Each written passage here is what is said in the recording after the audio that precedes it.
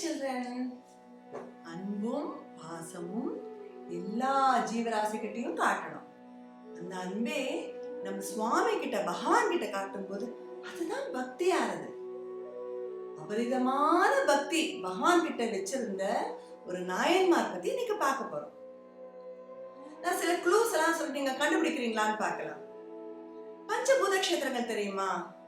பூமி காஞ்சி ஏகாம்பரேஸ்வர், நீர் ஜம்புகேசர் திருவானைக்கா, வாயு ஸ்ரீகாளஹஸ்தி, அக்னி திருவண்ணாமலை, ஆகாசம் சிதம்பரம் நடராஜர். இதுல வாயு கஷேத்திரமான காளஹஸ்தி சம்பந்தப்பட்டவர் இந்த நாயனர். இவரை பூஜை பண்ண ஆரம்பிச்சு 6 நாள்ல அவருக்கு பகவானோட தரிசனம் நேரம் கிடைச்சது. தெரிஞ்சுதா? கண்ணப்ப நாயனார் தான். இன்னைக்கு கண்ணப்ப நாயனார் பத்தி பார்க்க போறோம். கங்கன் தத்தைன்னு ஒரு வேடுவ தம்பதி உதுப்பூர் அப்படிங்கிற ஒரு ஊரு, அதாவது தமிழ்நாடு ஆந்திரா பார்டர்ல அந்த காட்டுக்கிட்ட இருந்தாங்க. கங்கன் அந்த வேடர் கூட்ட தலைவர். அவங்க குழந்தை வர வேண்டி அவங்க குலதெய்வமா இருக்கிற முருகப்பெருமான் கிட்ட நிறைய பூஜை பண்ணாங்க. ஒரு அழகான ஆண் குழந்தை பிறந்தது. அது பிறந்த குழந்தை அவ்வளவு ஸ்ட்ராங்கா இருந்தது. அதனால அதுக்கு திண்ணன் அப்படின்னு பேர் வச்சாங்க. திண்ணன் தான் அடுத்தாப்புல தலைவர் ஆகணும் இல்லையா? அதனால அதுக்கு வேடர்களுக்கு என்னெல்லாம் வேணுமோ எல்லாம் கத்து கொடுக்க நினைச்சாங்க. ஒரு நல்ல ஆச்சாரியர், நல்ல வாத்தியார்கிட்ட அமைச்சாங்க, வில் வித்தைக்கு. அவர் எப்படி தெரியுமா அம்மாவோட சொல்லி கொடுத்தாரு?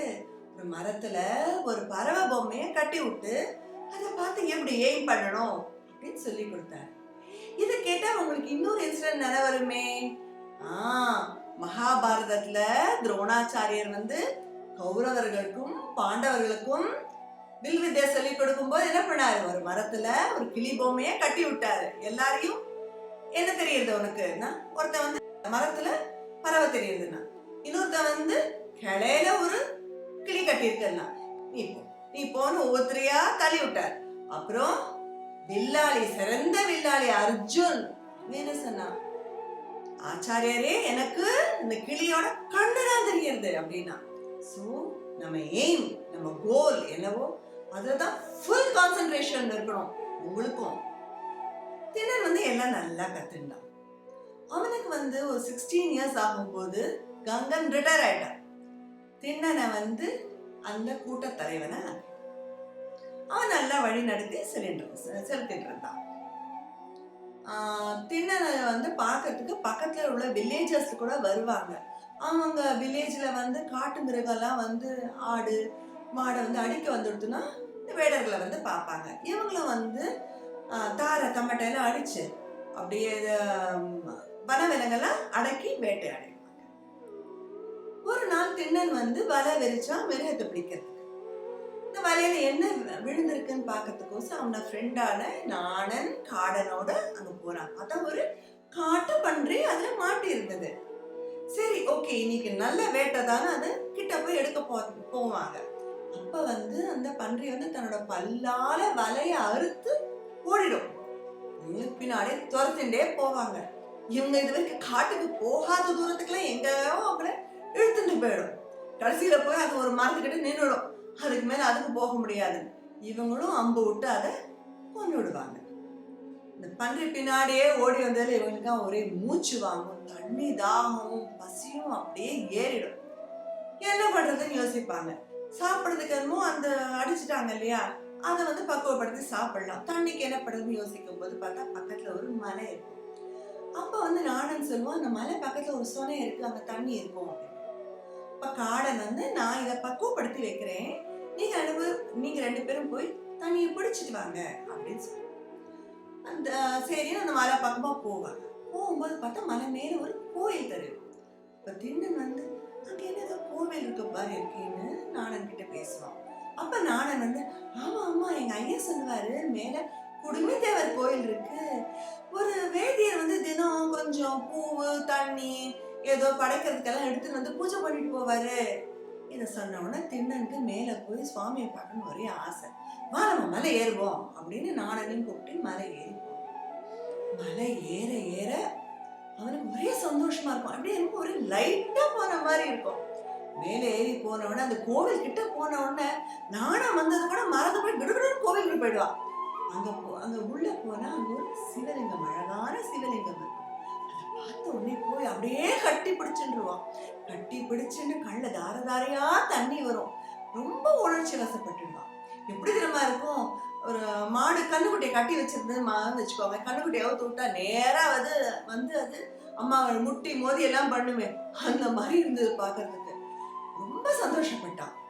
அவனுக்கு அப்புறம் பார்த்தா கொஞ்ச நேரத்துல பசிக்க ஆரம்பிச்சிருது. கீழே பசின்றது இல்லையா, ஐயோ எனக்கு பசிச்சதுன்னா இந்த சாமிக்கும் பசிக்குமே, ஏதாவது வேணுமே அப்படின்னு நினைச்சு சரி கீழே போய் காடன் வந்து ரெடி பண்ணி வச்சிருப்பான், அதை எடுத்துன்னு வந்துருவோம் அப்படின்னு நினைப்பான். வாசலுக்கு வருவான். வாசலுக்கு வந்த அப்புறம் திருப்பி சாமி விட்டு போறது பசுறா, திருப்பி போய் சுவாமி கட்டிடுவான். அப்படி இல்ல, சுவாமிக்கு பசிக்கும், வருவான், திருப்பி போவான். இப்படியும் 4 தடவை போயிட்டே வந்துட்டு இருந்தான். அப்படி இல்ல, சுவாமிக்கு சாப்பிட கொண்டு வந்தே ஆகணும் அப்படின்னு வருவான். வெளியில வந்த அப்புறம் பார்த்தா நான் யாரோட பேசிட்டு இருந்தேன் நீனு அப்படின்னு கேட்பான். ஒன்னதுக்கு பதில் சொல்ல மாட்டான். மலையிலேருந்து கீழே இறங்கி வருவான். பார்த்தா கீழே காடை வந்து எங்க போயிட்டீங்க நீங்க 2 பேரும், ஒரே பசிக்கிறது இல்ல அப்படின்னு. அதுக்கும் பதில் சொல்ல மாட்டான். அந்த பக்குவப்படுத்த இறைச்சியில சாப்பிட்டு பாப்பான், எந்த இடம் நான் ரொம்ப நல்லா இருக்கோ அது சுவாமிக்குன்னு எடுத்து வச்சிருவான். இதை பார்த்தா உங்களுக்கு இன்னொரு இன்சிடென்ட் கூட நினைவு வருமே, ராமாயணத்துல சபரி வந்து ராமருக்கோசரம் மதங்கமுனி ஆசிரமத்துல நிறைய பழங்களா எடுத்து வச்சிருப்போம். ஆனா எந்த பழம் சுவாமி தருவோம், தான் கடிச்சு பார்த்து சுவையா இருக்கா இனிப்பா இருக்கான்னு பார்த்துட்டு தானே சுவாமிக்கு தருவோம். அதே மாதிரி இவங்களுக்கு எல்லாம் தூய அன்பு. இறைச்சி எடுத்துட்டு மேல வந்து மலை மேல ஏற போவான். அப்பதான் நினை வரும், நானும் சொன்னானே அந்த வேதியர் வந்து தண்ணி எடுத்து விடுவாரு, பூ போடுவாருன்னு. சரி, அப்பதான் நிறைய புஷ்பங்கள் பூ பறிப்பான். இறைச்சியை கீழே வச்சு பூ பறிச்சுட்டு எங்க வைக்கிறது இடம் இல்ல, தலையில கட்டி வச்சிருப்பாங்கல்ல, சோ தலை மேல அது மேல வச்சு தலை மேல அவன் தலை மேல பூ அத்திரி வச்சுட்டான். தண்ணி பிடிக்க போவான். தண்ணி வந்து அந்த சொனையில இருந்து எடுப்பான். எடுத்துட்டு எப்படி தண்ணி எப்படி பிடிக்கிறது, புது வாயில ரொப்பின்றான். அப்படியே மேல ஏறுவான். மேல ஏறி போயிட்டு அங்க ஏற்கனவே சுவாமிக்கு வந்து பூ எல்லாம் போட்டுக்கோம்ல, அதெல்லாம் காலால் அப்படியே தட்டிட்டு அந்த உமிழ் நீர் கலந்த நீரை வந்து அப்படியே சுவாமி மேல கோப்பிடிச்சிடும். அவரை பொறுத்த வரைக்கும் அதுதான் சுவாமிக்கே அபிஷேகம். பூவெல்லாம் தலைமையில எடுத்து அப்படியே சுவாமி மேல போட்டு அந்த இறைச்சியை சுவாமிக்கு படைப்பான். அது ரொம்ப சந்தோஷமா போயிடும், சுவாமிக்கு வந்து சாப்பிட கொடுத்தோம் அப்படின்னு. இதுக்குள்ள வந்து காடனும் நானும் வந்து திண்ணனை வா வீட்டுக்கு போலாம் அப்படின்னு கூப்பிடுவோம். அதுக்கு வந்து திண்ணன் வந்து இல்ல இதுதான் இனிமே எனக்கு இடம், இந்த சாமி விட்டு நான் வரமாட்டேன். அவனோட அம்மா அப்பாவும் வந்து அவனை கன்வின்ஸ் பண்ண பார்ப்பான். ராத்திரி எல்லாம் சுவாமிய வந்து வனவிலங்குகளா வந்து ஏதாவது செஞ்சிரும்னு வேலை வச்சுட்டு வாட்ச்மேன் மாதிரி சுத்தி வருவான். இப்படியே போச்சு. காத்தால ஆன உடனே சரி சுவாமி பசிக்கும், நம்ம போய் வேட்டையாடின்னு வந்துருவோம்னு அங்கே கிளம்புவோம். திண்ணன் இந்த பக்கம் கிளம்புறானோ இல்லையோ, எப்பவுமே பூஜை பண்ண சிவாச்சாரியர் வருவார். பார்த்து வந்து அங்க அப்படியே சிதற இருக்கிறத பார்த்து ரொம்ப வருத்தப்படுவார். ஃபுல்லா கிளீன் பண்ணுவார், தண்ணி போட்டு அது அலம்புவார். அலம்பி போய் அந்த பக்கத்துல இருக்கிற இந்த ஸ்வர்ணமுகி அப்படிங்கிற ஆறுல குளிச்சுட்டு சுவாமிக்கு அபிஷேகத்துக்கு ஜலம் எடுத்து வந்து புஷ்பம் எடுத்து வந்துட்டு சுவாமிக்கு அபிஷேகம் பண்ணி எல்லாம் நேவேத்தியம் பண்ணுவார். நேவேத்தியம் பண்ணிட்டு அவர் இப்படி கிளம்பி போவார். அவர் இப்படி கிளம்புவார், திண்ணன் எல்லாத்தையும் எடுத்துட்டு வருவான். இப்ப இன்னைக்கு இன்னும் ஸ்பெஷல், அந்த பூ வாயில தண்ணி அதை தாண்டி தேன்ல பதப்படுத்தப்பட்ட இறைச்சி சுவாமிக்கு இனிப்பா வேணுமா, அப்படி எடுத்துட்டு வந்து ஆஸ் யூஷுவல் அப்படியே செய்வான். இதே மாதிரி ஒரு 4-5 நாள் போச்சு. இவர் வர அவர் போக, அவர் வர இவர் போக. ஒரு அந்த 5ஆவது நாள் வந்து சிவாச்சாரியர் ரொம்ப வருத்தப்பட்டுருவார் சிவன் மேல. என்ன பகவானே, நான் தினம் இப்படி பண்றேன், கிளீன் பண்ணிட்டு உனக்கு இப்படி பூஜை பண்றேன், எனக்கு ஏன் இப்படி எனக்கு புரியவே இல்லை, நான் ஏதாவது பாவம் பண்ணியிருக்கேன்னா ஏன் இந்த மாதிரி ஒரு நிலைமை அப்படின்னு ரொம்ப வருத்தப்பட்டு வீட்டுக்கு போவார். ராத்திரி கனவுல அவருக்கு சிவபெருமான் வந்துட்டு இப்படி பூஜை பண்ற அவரும் எனக்கு சிறந்த பக்தன், நாளைக்கு நீ உன் வேலையெல்லாம் முடிச்சுட்டு அப்படியே ஒளிஞ்சு நின்று அவன் என்ன பண்ணான்னு பாரு அப்படின்னு சொல்லுவார். அடுத்த நாள் ஆஸ் யூஷுவல் எல்லாம் நடக்கும். சிவாச்சாரியர் முடிச்சுட்டு போய் அப்படியே ஒரு மரத்து பின்னாடி ஒளிஞ்சுட்டு என்ன நடக்குதுன்னு பார்ப்பார். நம்ம திண்ணன் வந்து எல்லாத்தையும் எடுத்து ஜிங்கு மலை ஏறி வருவான். வந்துட்டு அங்க வந்து திருப்பி சுவாமிக்கு அபிஷேகம் பண்ண பாப்பா, எல்லாம் பார்ப்பான். பார்த்தா சிவலிங்கத்துல 2 கண்ணு தெரியும். ஐ, சாமிக்கு கண்ணு தெரியுது அப்படின்னு பார்ப்பான். பார்த்துட்டே இருக்கும்போது பார்த்தா அந்த ரைட் ஐல அப்படியே ரத்தம் கொட்டும். இவன் நடுங்கிடுவான். கையில கொண்ட பூஜை பொருள் எல்லாத்தையும் கீழே வந்து மயக்கம் போட்டுருவான். அப்புறம் சுதாரிச்சு எழுந்துட்டு அப்படியே தவிப்பான். அப்புறம் உடனே குடுகுடுன்னு ஓடி போய் பச்சை எடுத்துன்னு வந்து அரைச்சு சுவாமி கண்ணுல வைப்பான். ஓ ரத்தம் நிக்குமா? நிக்கவே நிக்காது. யோசிப்பான் என்ன பண்ணான்னு. அப்புறம் வந்து சரி ஓகே வந்து கண்ணுக்கு பதிலா கண்ணு வச்சிடலாம் அப்படின்னு தன்னோட வலது கண்ணை எடுத்து சுவாமியோட வலது கண்ணை வச்சிடலாம். அதான் ரத்தம் நின்னுடும். எனக்கு ஒரே சந்தோஷம், குதியா குதிப்பான். ஆனா அந்த சந்தோஷம் ஒரு நிமிஷம் கூட நிக்கல. பார்த்தா அடுத்த கண்ணுல ரத்தம் வரும். இவன் பார்த்துட்டு ஒரு செகண்ட் வருத்தப்படுவான். அப்புறம் இப்பதான் அவனுக்கு சொல்யூஷன் தெரிஞ்சிருத்தே, கண்ணுக்கு பதில் கண்ணு வச்சிடலாம் இல்லையா, அதனால தன்னோட இன்னொரு கண்ணும் சுவாமிக்கு வைக்கிறது தீர்மானம் பண்ணிட்டான். ஆனா இதுல ஒரு சிக்கல் இருக்கே, ஏற்கனவே ஒரு கண்ணு கிடையாது, ரெண்டாவது கண்ணும் எடுத்துட்டானா அப்புறம் அவனுக்கு எங்க வைக்கணும்னு தெரியாது இல்லையா. அதனால தன்னோட காலால சிவலிங்கத்து மேல கால் வச்சுட்டு தன்னோட கட்ட வரல கரெக்டா அந்த லெஃப்ட் ஐக்கு மார்க் பண்ணிட்டு அடுத்த கண்ணை எடுக்க போனான். அப்ப வந்து சிவபெருமான் வந்து குழந்தாய் கண்ணப்பா கண்ணப்பா கண்ணப்பா அப்படின்னு 3 முறை கூப்பிட்டு அவனை ஆட்கொண்டு அவனுக்கு கண்ணையும் கொடுத்துட்டு அவரையும் ஒரு நாயன்மார் ஆக்கினார். இதுதான் கண்ணப்பன் கதை. உண்மையான பக்தியும் தூய்மையான அன்புக்கான கதை.